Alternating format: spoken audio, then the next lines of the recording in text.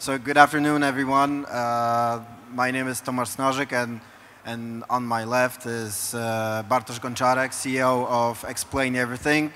You can Google Explain Everything and go to sleep, or hear what we or Bartosz have to say and know more about Explain Everything. First of all, Happy Father's Day. You too. To you too. So you have sons, right? I have two sons. Yes. You have two sons. Good. So tell us more about Explain Everything. A lot of people don't know, but we claim that it is a worldwide success. It is, and it's not known in Poland. We sold just around 700 copies in Poland, but more than 2 million around the world. It's a whiteboard app. It's an app that runs on a tablet and it allows you to explain everything using this technology. Previously, if you were about to explain something using a piece of paper, that is a technology as well. Now you can easily do it the same with the tablet, but with the paper you have some limits. Like, for example, you cannot explain something using video on the paper. Not easily. You can describe something, but you cannot scroll backwards and forwards and draw on the video. You can do this with our app. And that's why the app is a success around the globe in the education, mainly in education. So it's used in the United States, in Australia, Nordics, for example. These are very modern countries. So they use the app in their educational systems as a tool for the teachers and for the students. So how many? Because you have to go to the App Store. So how Right. many? So what's the sale? Tell us about how many Explain Everything. The people download it. How many times? On average, 100,000 every month. 100,000 every month, and how? There's a seasonality, of course. Okay. And what's the cost of the app? $3. It's $3. Well, it's discounted for education. I know. Can somebody do the math? The app is popular, and it's a bargain considering its functionality. Okay, so basically, you guys, you and your co-founders, tell us more about your co-founders. You have two co-founders, right? That is correct. One is from Poland, one is from New York. So the original idea, it originated in Poland. So my friend, he got this crazy concept of animating objects with fingers. And it was even before iPad even was, released. And he said, look at this, I have this proof of concept, and it was running on a Mac. And I said, oh, that's interesting, might be useful. I don't know what is it about, but I can help you with this. And that's how it started. Sooner or later, it took us a few months to make an app out of it. It was a program for the Mac.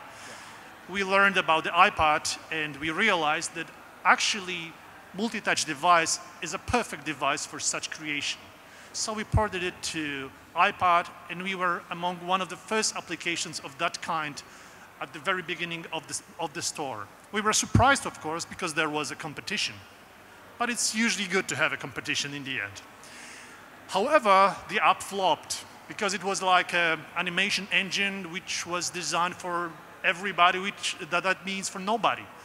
We thought that people will be creative and will just pull the content to the iPad and start animating things. Nothing happened like that. So we were looking for the way to make the app more, recognized among any of the group. And we found Reshan. He was a person that found our app and was blogging about this, saying, oh, this could be great in education. Okay. So we immediately got in contact with him. We spoke about the partnership, and that's how Explain Everything started. Okay, and what is your background? What did you do before Explain Everything? Well, I was writing books about operating systems. Then I was a solution architect, so I designed some of the systems that you perhaps using every day in Poland. And then I was advisor to the boards of the large companies in Poland. But I realized that giving them advisors for money, they paid money for for the advices that you give, was one thing, but the other was the outcome. So even if you're well paid, but your good ideas are not implemented, and I thought of my ideas as the good ones, you got frustrated a bit. Okay. And that was the point of time when I decided, okay, I have to give the advice to myself and to my colleagues, because this is something we can turn into action, not only put as a piece of paper on the shelf. Okay. And that's how we started. And you guys basically bootstrap. You Yes. got no investment, no EU money. Exactly. Why not EU money? It's pretty, you know, a lot. How many of you got EU money? Hello? Anybody here? EU money? One? Okay, one, two EU money. Okay, so why not EU money? Well, the idea was that we need to stay focused on the business. And with EU funds, we realized very early that we would have to convert everything. Even the invoices, we would have to allocate those costs in a different way that we would. So there were those constraints that we didn't want to follow, and there were those costs hidden in the process that we didn't want to bear. So we decided to stay privately founded, not to deal with this at all, and I was just looking for the ways to gather money, our private money. And it was also a commitment. So in order to commit, you need to put your money in.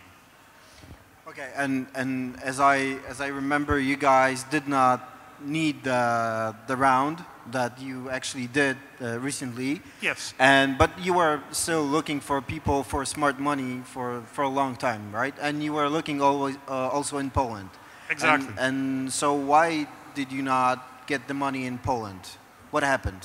Actually, like even from the private fund, like private VC funds. That's a good question. I guess it was about the long-term vision. So the partners we found in Poland, they were short-sighted. They wanted to see the results quite early, where we knew that we have to invest in order to gain significant traction. That was one thing. And second was the valuation. We thought of our ideas that they are more valuable than Polish VCs thought. So that was it, I guess. Okay, and then you got the money from Credo. Yes, it's a Credo, it's a Europe Ventures from New York, but also there's a Polish RTA Ventures from Warsaw. Yeah, but the lead investor is Credo Ventures from Czech Republic. So why Credo? It's a good partner. We had a terrific discussion about the product, about the path forward, and when we were speaking with them, they gave us their perception, their perspective on things. And we were able to persuade them that we see them differently because we know the market, we know the product, we know what we want to do. And they considered that and said, okay, we trust you, that's the way it should be done. So it was a mutual agreement between us and them. So there was some kind of chemistry? You wanna? Because if you think about this, it's really not about the money in the end. It's about the partner that you're going forward with. This partner should allow you to do more, faster, better, including money, which is kind of a fuel. But it's like a flight, you know, you have to be secure with this guy next to you. It must not be a passenger, rather a co-pilot, in a sense. So, but you actually piloted an airplane in New York with your VC. Can you tell something more? Yes, we did. Yes, we did. I think it was like, you know, a trust thing, you know. Jan, the right now member of the board of Explain Everything, he's from this VC fund from Czech Republic, from Czech. He is a pilot and an instructor as well. And I was just speaking with him about this flying aircraft things, and I said, okay, one day I have to do it. And he said, okay, we'll be in New York, there'll be a board, let's take a plane and fly. I said, why not? I was flying Flight Simulator 10 years ago. It was fun. I can even land. And you know what? He allowed me to, to pilot the plane and land it on the runway, and I succeeded to do so. So it was like, you know, demonstration of trust. Yeah. I trust you, you trust me. Yeah, that's true. So speaking of you know, of trust and ecosystem, and I would like to talk about ecosystem, because basically you guys are from Wrocław. That's correct. And this is I think it's your first time at the startup conference in Poland? Exactly, yes. So why didn't want it to come, or your co-founder didn't want it to come to such an event? Well, we were not looking for such events because we were looking for the means to spin our business in a way, you know. I got invited, so you're responsible for that. I know that. It's like we're trying to stay focused. And we know that our core market is outside of Poland. Having good technology is one thing, having a market for this technology is other.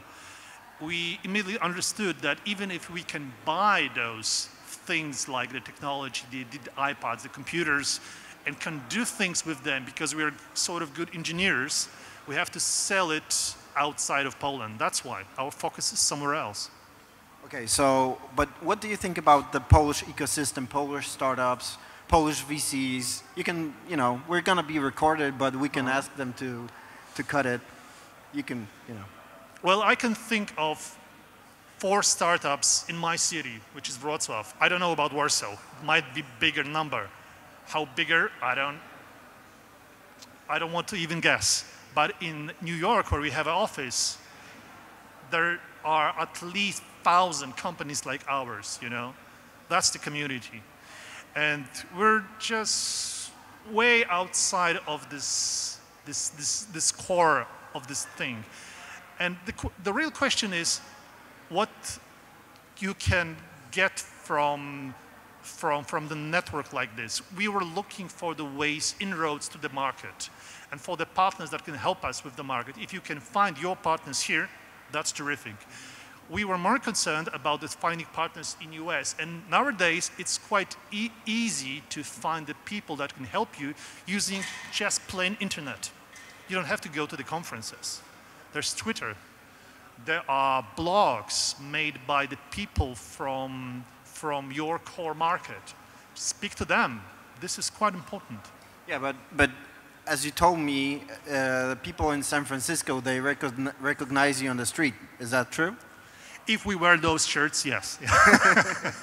Okay, so I want to talk also about the tips for startups, for people that want to raise money, for people that they are thinking about quitting their startup and going to a regular job. Can you give, you know, like 10 Bartosz tips, you know, for 10? Yeah, let's talk about like 10 tips.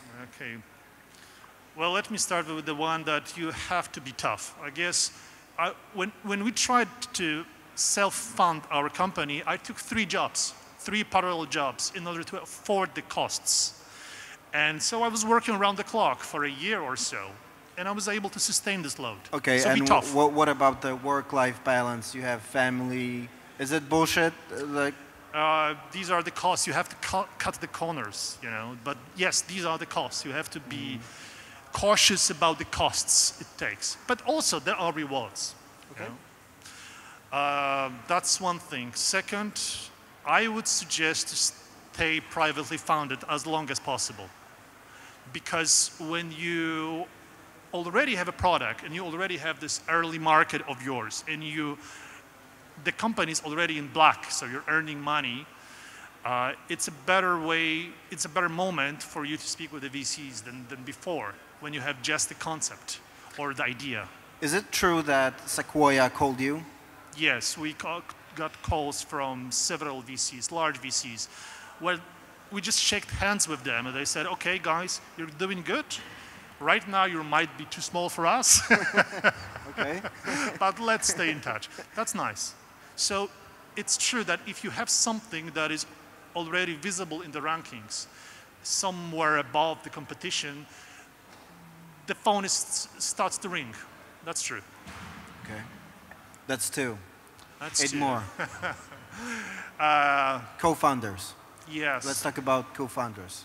Even if you're not comfortable with people that are more intelligent than you, stick to them. That would be my advice number 3, because it's really a harsh process where you are just banging the ideas, and your idea is not the one that prevails, you know? It's hard because everyone thinks that you're so smart, your idea is great. Actually, it might not be so, you know? Okay, and what about solo founded companies? What do you think about them? I can only congratulate those funders. Okay, good. Really.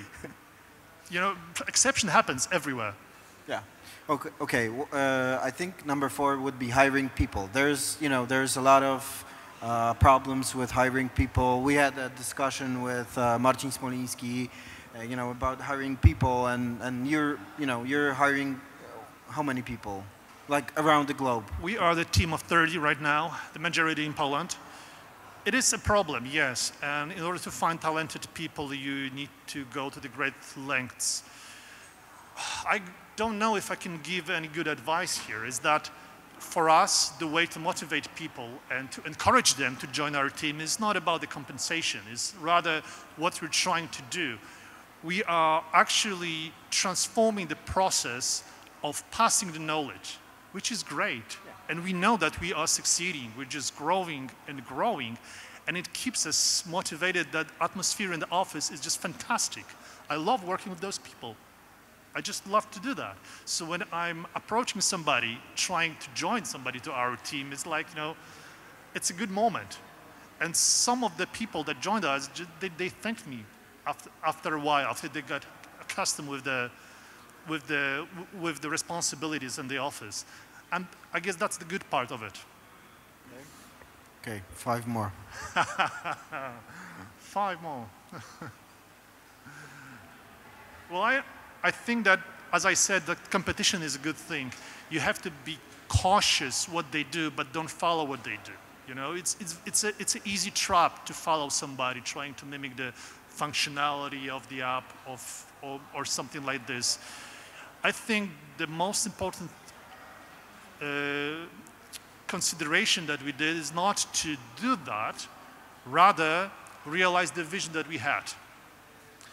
And you can get lost while doing it. So you need a person, for us, it's Piotr, our co-founder, that has a good sense of balance in creating this vision. He said, okay, we're going too far away into some kind of technical details. We should do this and this only, So that would be number 6, narrow focus. And what do you think about founders that say, we have no competition? What would you say to someone that, would tell you, I don't have any competition? Actually, it could be true temporarily, but the competition will pick up as soon as the market will be visible. It's the same with us. I can also say that we don't have real competition, but we are aware that such competition can happen, can appear from nowhere. So we are prepared. So yeah, stay prepared for that, for that moment. I'll be number 7. Okay. 3 to go. Taking investment. Yes. The investment process. Can you tell more about, as me, I was deep in the investment process as your legal advisor, but can you tell more about the investment process from the CEO, the founders, side? Sure. For us, it was not typical process because we not only received investment, but we also transferred our company. We were a Polish company, and we transferred it to the US-based company with the subsidiary in Poland. So we converted the company, and we received the funds. But in reality, if you have the partner where you can shake hands quite early in the process, because we did this in about 2 weeks from the beginning. We had the term sheet outlining all the major terms that should be there. The rest is technical, and for us, it took, I guess, 3 months. 3 months, and I actually want to bet with you that we can do it that fast.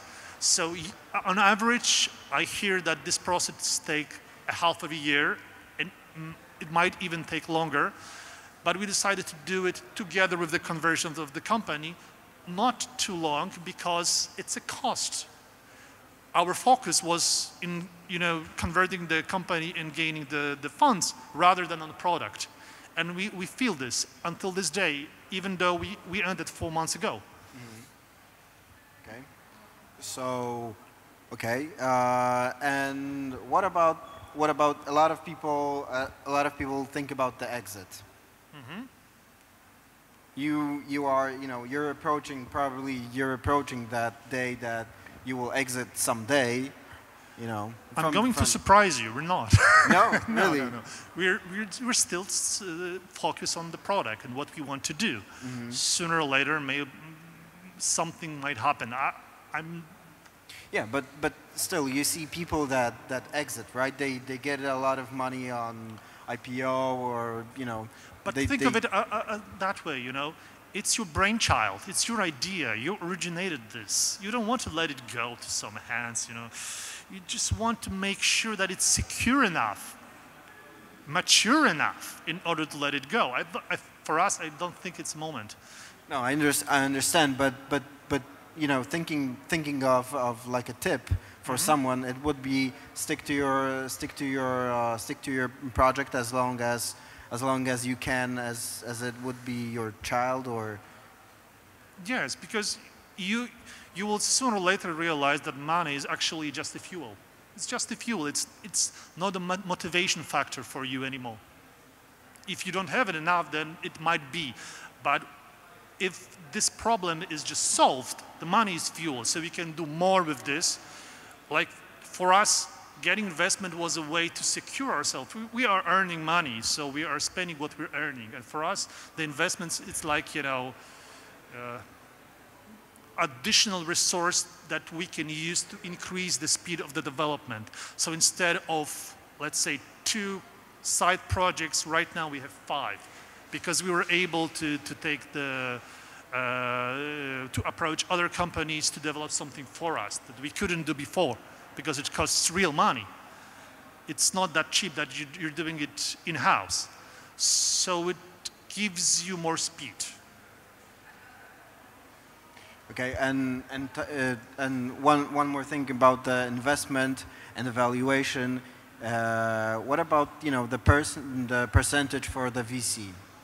You probably seen a lot of term sheets and a lot of valuations of your company, and you could see that you got someone offered you, for example, some money, and they wanted 60 or 70% of your company. For the round A, right? Yeah, for the round A, or even for Is the. Is it typical in Poland? It's quite technical, but in reality, you have to be aware that round A is just the beginning. If you're going to increase the speed later, you need a space for the round B. And this space is actually this share that will remain in co-founders' hands after round A. So we were thinking those terms, because if you give too much during the round A, like 50, 60, 70%, then you're losing control, and there's really no space for the round B, because you have to negotiate with this round A investor to give up the shares for the round B. Unlikely. That's why I guess the 10, 30%, that should be the average for the round A. No more. Not more. Not more. But yes, that's true. We got some timesheets and proposals for 50 or 40. That we declined, of course. But yes. From Poland? Yes. Okay. So one more. There's also one more thing I wanted to talk to you. I wanted to talk to you about sport. It's a good topic. You're a runner. You run a lot. I'm a triathlete. You're a triathlete. Okay, what's your time for 10K? For 10K, it's below 40 minutes. Below 40 minutes. Can somebody run below 40 minutes 10K? I don't see anyone. It's not that fast. It's not. I understand. And does it help you? with being efficient with what you do as a CEO of a global company? It's rather something that gives you balance, because if you think of it in a way that a startup, a company, building a company is a team sport. So you actually, you cannot pin your part of something that large. It's a team's effort, so it's also team's benefit. And when sports, if you're crossing the finish line, that's your achievement, your personal achievement. And for me, that's this balance. I'm just looking for that personal achievements. Okay, and what's your time for the triathlon? What can you tell us more about, how much you run, how much you swim, how much you ride the bike? What's the time? Okay, during the Polish Championship, on the distance of half Ironman, I was on the position 60-something. But during this weekend, we had this ultra triathlon in the mountains. I was number 6 on the finish line, which was good. And I was battling for the 3rd place for the majority of the distance, but I lost it, okay. Which was still okay. So if you want to create this balance, if you're just looking for the ways to do it, others, they are doing yoga thing, for example. It might be good. I don't know how to do that, but I can run, I can swim, I can bike, and I like the speed. So that's basically it. That's simple as that. Okay. So what's the next steps for Explain Everything? What there's going to be, big for you guys, in the next year or next 2 years? Something we were cooking for the long period of time. When we approached VCs, we showed them the demo of the new portfolio that we're going to release at the end of this year. And we are actually in the moment that this portfolio it's quite ready, and we are surprised ourselves how good it is. It's a matter of consideration of what your users need, and we were observing the needs of the users, and they gave us some hints. What should we do with Explain Everything? How to enhance it? And we understood those hints, and we tried to put them to action. So we were developing hard for the last almost 2 years now. So we're going to roll out something big. Let me put it that way. At the end of this year. At the end of this year. Okay. And because most of your clients are in US and Australia, how does it work? Australia, then US. Australia and US, and yes, because what we want to do, this is usually the mistake that people make in the community of startups. I will release the killer app and then just wait to be a millionaire. Actually, we thought that way at the very beginning, just the same, but it never happens. It rarely happens. So what we are going to do, even we are quite positive that what we are going to deliver, it's great because we want to use it ourselves. We're going to do the pilot deployments and check it with our users on the limited scale to understand if we nailed it or not. If not, we will change it. And this is the process of continuous improvements that leads you to the success. I hope we'll make it right for the public. And how do you contact right now with your customers? What's the... Well, we have the team of the advisors, many educators around the globe that are working with us. It's like a, for free, or you pay them something? For free, yes. But we also, of course, keep them in the loop when releasing the information about the new products. Yeah. They have our continuous support, so we are helping each other. Okay.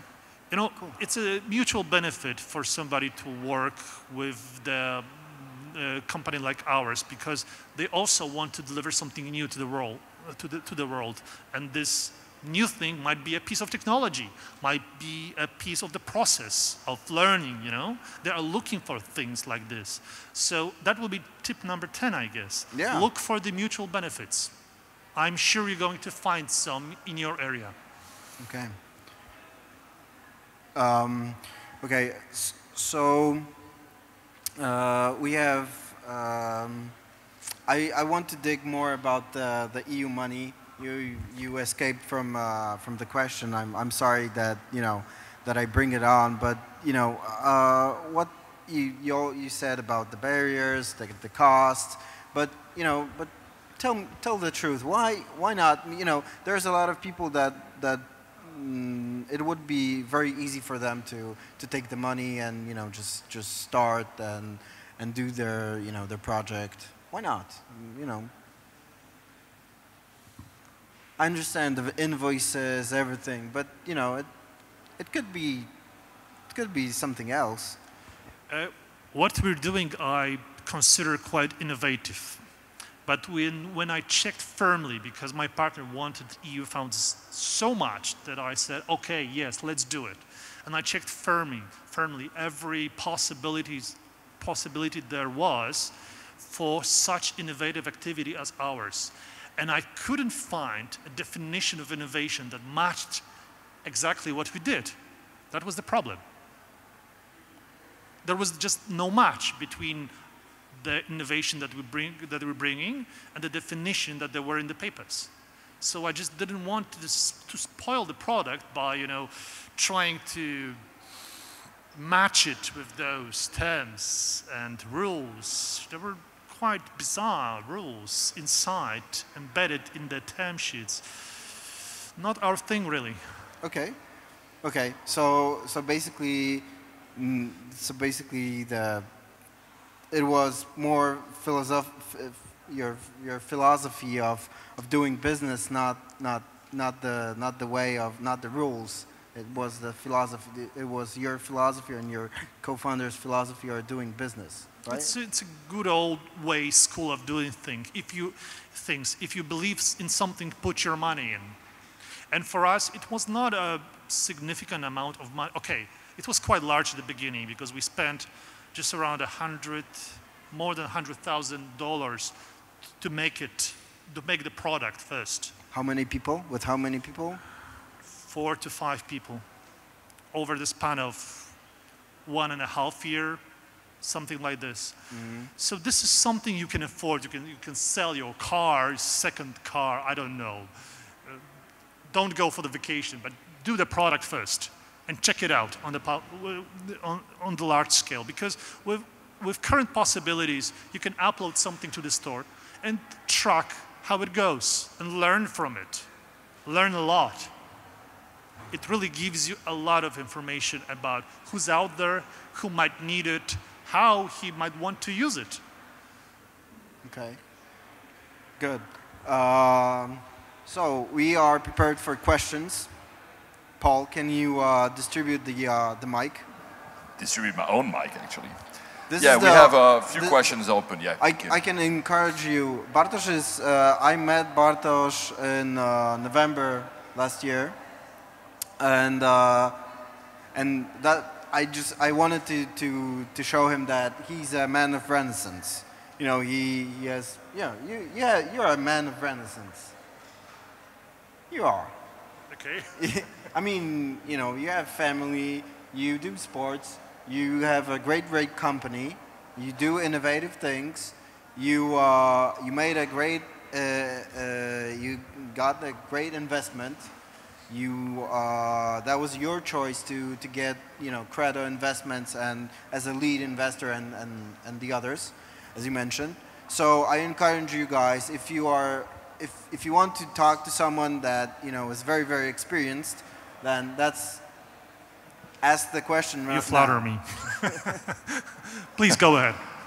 So anyone want? Oh, you have a camera in front of me, so I have to do the whole round. Sorry, guys. Well, I'll find a way to you at some point. Can you pass him the mic? Hi, can you hear me? Oh, sorry. Yeah. Yeah. Tell your name. What's your name? Maciek. From Early Logic. I was just wondering, what's your next step, the next market? Because you said you're in Australia and you're quite successful in there, as I could see in the news there, and in the US as well. Are you thinking about going into, for example, Canada or markets like Germany or, I don't know, Israel or whatever? They are really educational absorbing, so are you planning to go into them? Yes, it's like if you consider geography, 60-something% of our sales is US and Canada combined. So we're already in Canada. I gave Australia as an example because Australia is quite modern when it comes to education. They got used to this remote idea of passing knowledge because of the distances. So they tried everything, teaching through television, using computers to do that. Actually, they were the first one that made the rollouts of the devices one-to-one. So each kid had a computer, and they did 15 years ago. So right now, for them, it's no brainer to just use the tablet devices as a modern way of teaching. And the penetration in Australia for our app is 80%, which is quite nice. It's nowhere near in other countries. So what we're trying to do when getting global is that not that we're pushing some markets, is rather we're following the trends. You mentioned Germany. Germany is very skeptical about the absorption of technology. They rather want to use the chalkboard, blackboard, but not the technology. For them, that's not the way that learning happens. It's old school. I can understand that because there is this trend of, okay, let's exchange what we're doing in learning and use the technology quite wild. And there are some writers in Germany that say that's not the way. So what we're trying to do is to enhance the process rather than replace the old good tools. You can easily show this with Explain Everything. As I give you the example of explanation using a video, you cannot do this on the chalkboard. So for us, we're just following the trends, and some countries, they adapt those technologies earlier than others. And we're just waiting for the moment where in Poland we could say, okay, that's our core market. That would be great. Anyone else wants to ask a question? Yes, no, yes. I have one more question. Please go ahead. Who was doing the tests of your app? The beta testers for the second version were my two sons. We were on vacation and we got this version ready to be released in the store. And I said, okay, guys, we are skiing, but you have some exercises to do. So I scanned them all. I put them to the app and I said, okay, do them. And I was just watching how they crashed the app, you know, how they did amazing stuff with it that I couldn't even think of. So I put them in contact with the developers, and they were just sending the crash reports. And the developers, they were just answering, okay, this is fixed, so you can try it out, but we're still working on the second bug of yours. And that was emailed to your son? Yes. Yeah, okay. Yeah. And the one was 3 years ago at the time, and the second 7. They had no problem using the technology. And I also did one more trial test with them.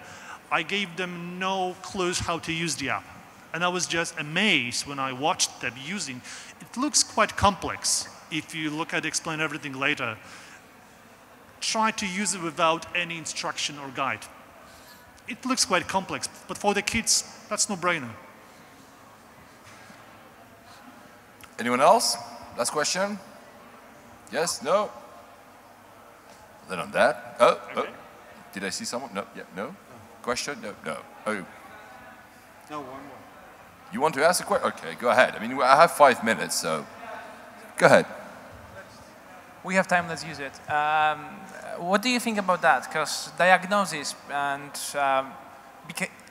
like diagnosis in education becoming like one of the most important things, just as in medicine.